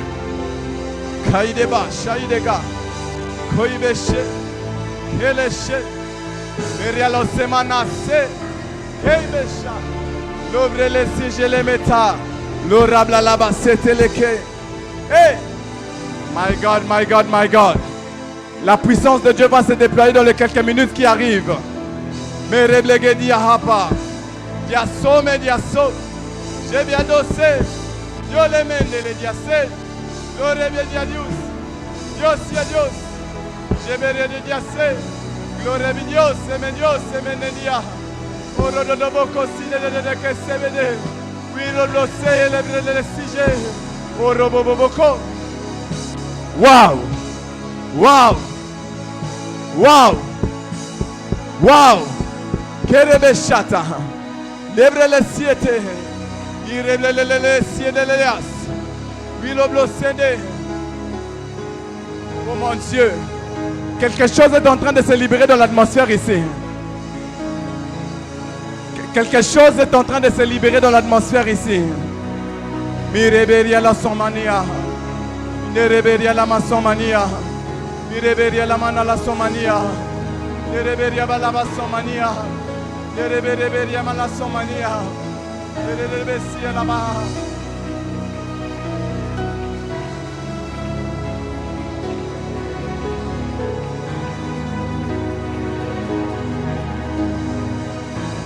Oh mon Dieu, oh mon Dieu. Jéberia la samena. L'atmosphère est là, l'atmosphère est là. Yes. La mana la bachata. Vas-y, prie encore. Vas-y, prie encore.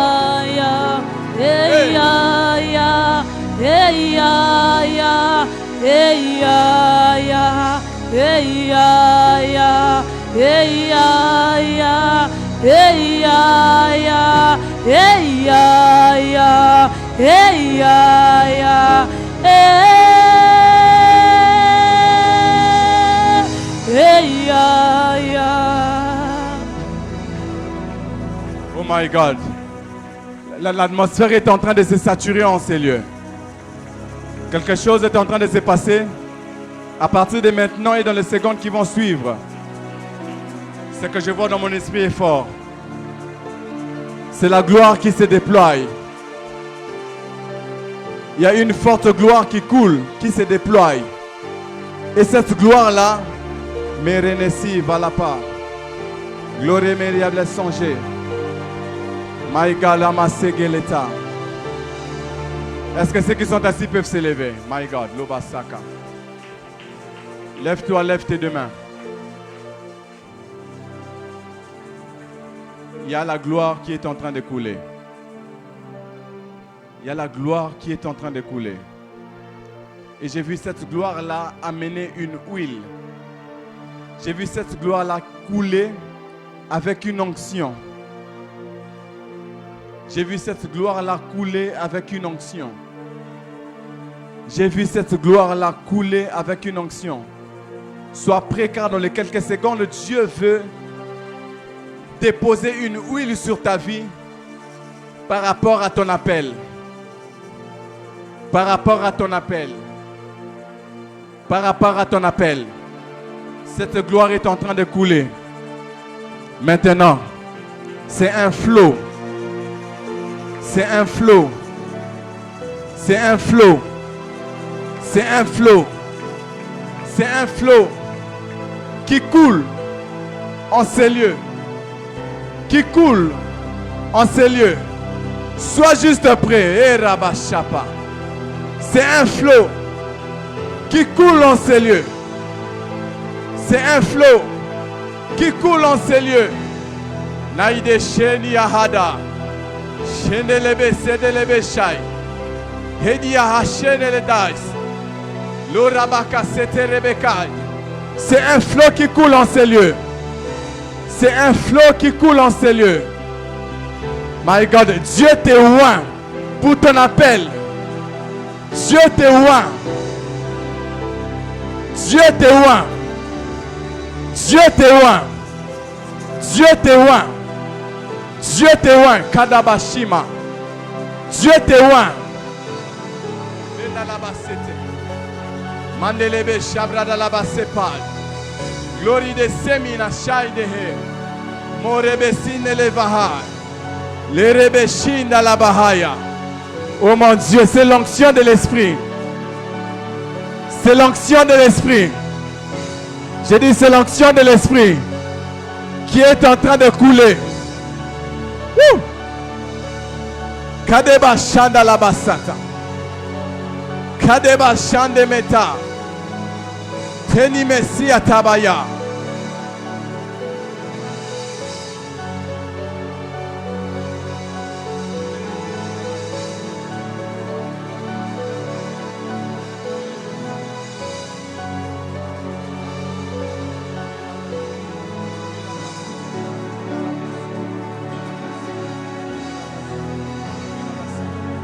Elle est là. Elle est là. Elle est là. Elle est là. Elle est là. Elle est là. Elle est là. Elle est là. Je vois des lumières en ces lieux. Il y a des lumières que Dieu active. Attendez. Il y a des lumières que Dieu active. Il y a des destinées que Dieu active. Pendant ce temps, je vois comme des lumières. Je vois comme des lumières. Klesone meshapa. Pachambenotega. Berialo setalagina. Berialo semi chapaha. Il y a des lumières que Dieu active. La main de Dieu est en train de se poser sur certaines personnes.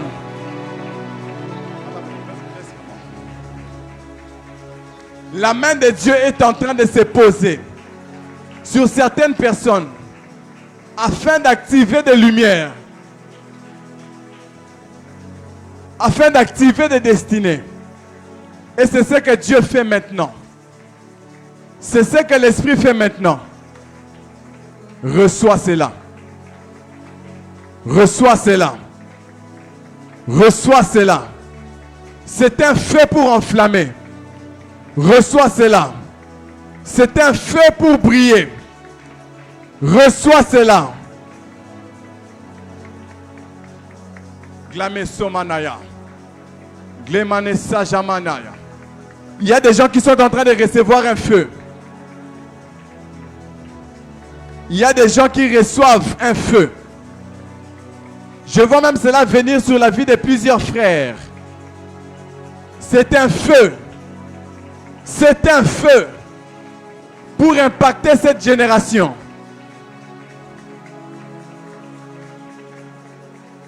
C'est un feu.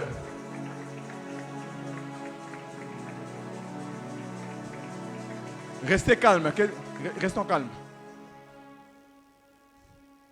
Je vois un feu que Dieu répand en ces moments, en ces lieux, pour impacter.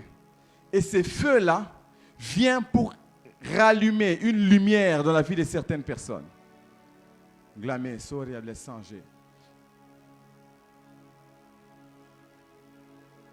Et même ici au niveau de la chorale, Dieu me dit, il restaure cette chorale. Je vois une restauration. Un feu qui descend au niveau de la chorale.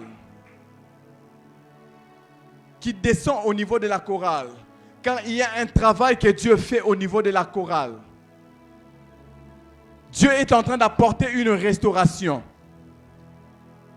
au niveau de la chorale. Car il y a sa gloire qui va commencer à se déverser ici, à chaque culte.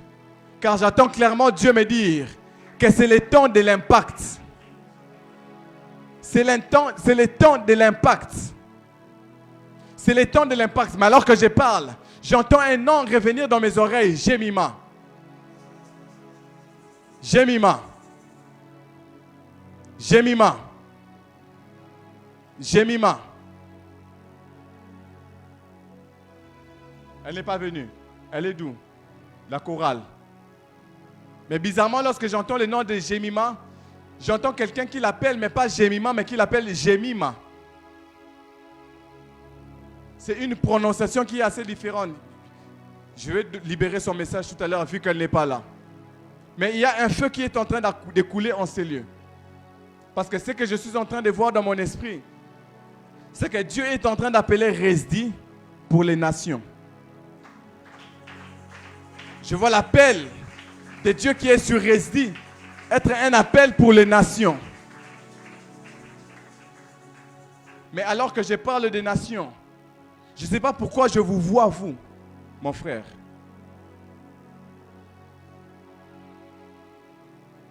Alors que je parle des nations, je vous vois, vous. Mais alors que je vous regarde, je vois comme une bataille entre l'appel de Dieu et votre vie. Vous êtes actif, vous faites quelque chose ici à l'église. Vous êtes où? En quel département? Dans l'évangélisation. Je vois une bataille entre vous et l'appel de Dieu. Et cette bataille se trouve au niveau de la raison et de la logique. Au niveau de la raison et de la logique. Il y a des choses que je ne peux pas dire au micro. Je vois quelqu'un qui se pose des questions. Et si j'entre pleinement dans ces choses, comment je vais faire pour vivre? Comment je vais faire pour m'organiser? Dieu me dit, il est celui qui prend en charge ses serviteurs. Il y a un fort appel de Dieu dans ta vie. Mais alors que je te parle, je vois des dons, des miracles t'accompagner. Et toutes sortes de dons qui sont accompagnés avec des domaines évangéliques. Tu as appelé au ministère évangélique. C'est ça. Parce qu'alors que je te regarde, je vois des appels, toutes sortes plutôt, des dons qui accompagnent les ministères évangéliques. Être sur toi, les dons de miracles, paroles de connaissance, les dons de foi. Et même je te vois guérir des gens, même dans votre famille, des gens qui sont malades. À chaque fois qu'il y a quelqu'un qui est malade, vous imposez les mains, vous priez pour la personne. Et la personne est guérie. Et ce sont des signes pour vous que c'est un appel de Dieu pour votre vie. Que Dieu vous bénisse abondamment. Je sais que dans votre vie, il y a eu plusieurs saisons. Il y a eu plusieurs saisons. Pas de très bonnes saisons pour vous. Et des fois, vous vous êtes posé plusieurs questions. Mais alors que je vous parle maintenant, je vois comme une grande porte qu'on est en train d'ouvrir. Et quand on ouvre cette grande porte, je vois une main qui vous touche et qui vous bouscule. Et qui vous dit, va, entre à l'université. Vous étudiez où? Pas encore. Pas encore. Dieu va ouvrir cette porte. Parce qu'alors que je vous prophétise sur vous, j'ai demandé à Dieu, mais est-ce que tu l'as simplement appelé pour être évangéliste? Est-ce que tu l'as simplement appelé pour te servir? Mais j'ai vu une porte s'ouvrir et une main vous toucher, vous bousculer et vous introduire à l'université. Vous avez déjà choisi une option à faire. Informatique? L'infographie. Allez-y. La main de Dieu va vous accompagner même dans les séculiers. La main de Dieu va vous accompagner même dans les séculiers. Je ne sais pas s'il y a un attachement entre toi et Prodige. Et de l'église. Ailleurs. De l'église, pas encore. La main de Dieu sera très fortement sur vous en cette saison. Sera très fortement sur vous en cette saison. Parmi les premières choses que Dieu va faire, Dieu apporte la consolation dans votre cœur. Car je vois un cœur qui a besoin de la consolation de Dieu. Dieu apporte la consolation et Dieu va vous faire comprendre qu'il est le Dieu des miracles. Les miracles de Dieu vont d'abord commencer par votre propre vie. Et Dieu va passer par vous pour faire des miracles dans d'autres vies, dans la vie d'autres personnes. J'ai envie de prier pour toutes les personnes qui ont des projets, qui sont appelés à faire des grandes choses, mais qu'ils doutent d'eux. Mais qui, lorsqu'ils regardent leur vie, ils pensent qu'ils sont limités. Venez devant, on va prier pour vous.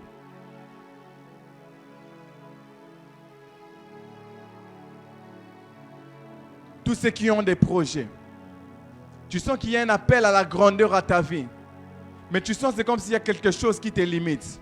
Viens devant. Peu importe le projet. Yes.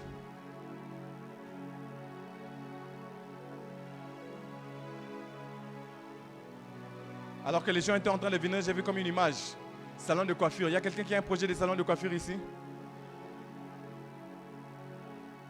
Seulement vous. Mais ici dans les secteurs, dans les milieux, pas très loin. Vous habitez pas très loin de l'église. Quand on monte comme ça, et les projets des salons, c'est aussi vers là, non? J'ai vu ces projets. Et ce que j'aime dans ces projets, c'est que c'est un projet qui s'est imprégné dans votre esprit. Actuellement, il n'y a aucun espoir pour ces projets. Mais Dieu m'a dit que ces projets vont se réaliser. Ces projets vont se réaliser. Levez vos deux mains en l'air, on va prier ensemble. Père, tu es le Dieu de la Bible et tu n'as pas changé. Nous croyons en toi, nous croyons que ta main n'est pas courte. Nous croyons que nous sommes appelés à recevoir de toi toutes sortes de bénédictions. Il est écrit dans ta parole que tout don parfait, toute grâce, excellence vient d'en haut, vient de toi. Merci de faire grâce à tes enfants, de sortir de ces lieux changés. Merci d'accompagner leurs projets. Merci de faire d'eux des hommes et des femmes influentes ici sur cette terre, dans leur domaine d'activité, là où ils sont, dans la société, dans leurs projets, dans leur famille, dans tout ce qu'ils seront, dans où ils seront, dans leurs projets, dans leurs projets, my God. Alors que je parle, j'entends quelqu'un qui a fait un vœu à Dieu par rapport à l'église, d'accompagner financièrement l'église dans les projets de la construction. Et Dieu m'a dit, par rapport à ces vœux que tu as fait, Dieu va te bénir aussi par rapport à cela. Et je déclare sur vos vies, à partir de maintenant, vos vies ne seront plus jamais pareilles. Si Joseph n'a pas été un homme ordinaire, n'a pas simplement été un homme spirituel, il a aussi régné dans la société. Vous aussi, vous allez régner dans la société. Dieu va aussi vous imposer. Dieu va aussi vous établir. Car la saison pour vous est arrivée de régner. Et que Dieu vous bénisse abondamment. Soyez abondamment bénis.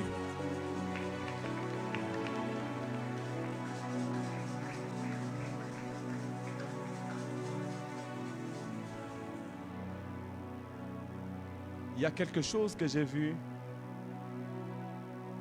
dans mon esprit alors que j'ai prié pour les bien-aimés. Il y a certaines choses, je pense que je vais parler avec... Bonsoir docteur. Je pense qu'il y a des choses que je vais vous parler après. Mais Dieu est en train de faire de ces lieux un centre d'impact pour l'influence. Un centre d'impact pour l'influence. Je ne sais pas à qui Dieu a parlé de ces choses, mais je vois quelqu'un à qui Dieu a parlé clairement par rapport à Gresdy, mais qui a donné l'illustration de la piscine de Bethesda, où les gens venaient recevoir pour sortir transformés. Et c'est ce que Dieu fera de ces lieux. Un centre d'influence et d'impact. Et dans les saisons qui arrivent, je déclare que toutes les personnes qui seront ici seront des gens qui vont prier, mais seront des gens aussi qui seront influents dans la société. Nous allons prier, nous allons servir Dieu, mais nous serons aussi dans la société afin d'influencer. Et que Dieu nous bénisse abondamment.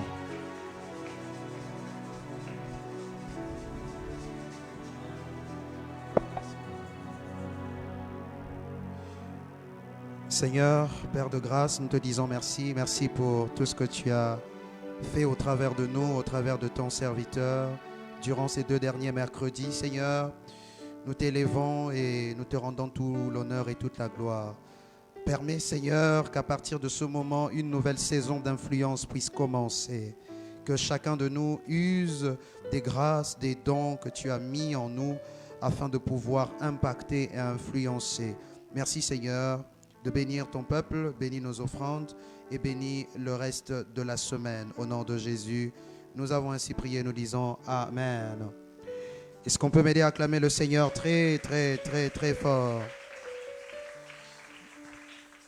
Amen, amen. Je bénis Dieu pour son serviteur, le prophète Josué Chimanga. Est-ce qu'on a été béni ces 2 derniers mercredis? Tu acclames comme quelqu'un qui n'a pas été béni. Est-ce que tu peux mieux le faire?